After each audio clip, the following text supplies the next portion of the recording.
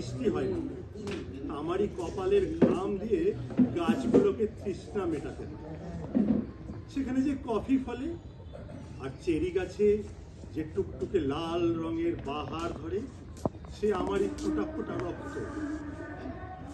যা জমি কঠিন হয়েছে, কফিগুলোকে ভাজা হবে, রোদে শুকোতে হবে, তারপর গুঁড়ো করতে হবে, যতক্ষণ না পর্যন্ত তাদের গায়ের রং হবে আফ্রিকার কুলির গায়ের রঙের ঘোর কৃষ্ণবর্ণ। আফ্রিকার কুলির জমাট রক্তে ঘোর কৃষ্ণবর্ণ। কে ভোর না হতেই ওঠে, কে তখন থেকেই খেটে মরে, কে লাঙল কাঁধে দীর্ঘ রাস্তা কুঁজো হয়ে হাঁটে, আর কেই বা শস্যের বোঝা বইতে বইতে ক্লান্ত হয়, কে বীজ বপন করে, আর তার বিনিময়ে যা পায় তা হলো ঘৃণা, বাসি রুটি, পচা মাছের টুকরো, শত ছিন্ন নোংরা পোশাক, একটা নয়া পয়সা। আর এরপরেও তাকে পুরস্কৃত করা হয় চাবুক আর বুটের ঠক্কর দিয়ে। কে সেই মানুষ?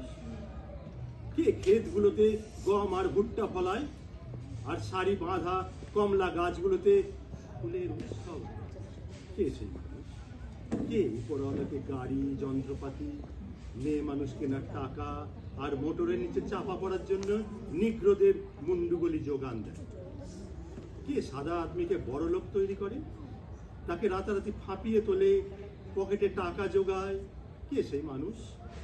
তাদের জিজ্ঞাসা করো।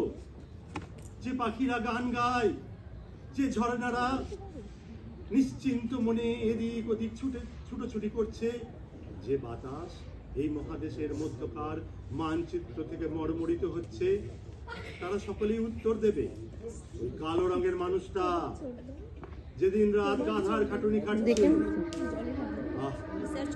আমাকে অন্তত ওই তাল গাছটা যেখানে বসে আমি মদ খাবো, তাল গাছ থেকে যে মদ চুইয়ে চুইয়ে পড়ে, আর মাতলামোর মধ্যে আমি নিশ্চয়ই ভুলে যাব আমি একজন কালো রঙের মানুষ।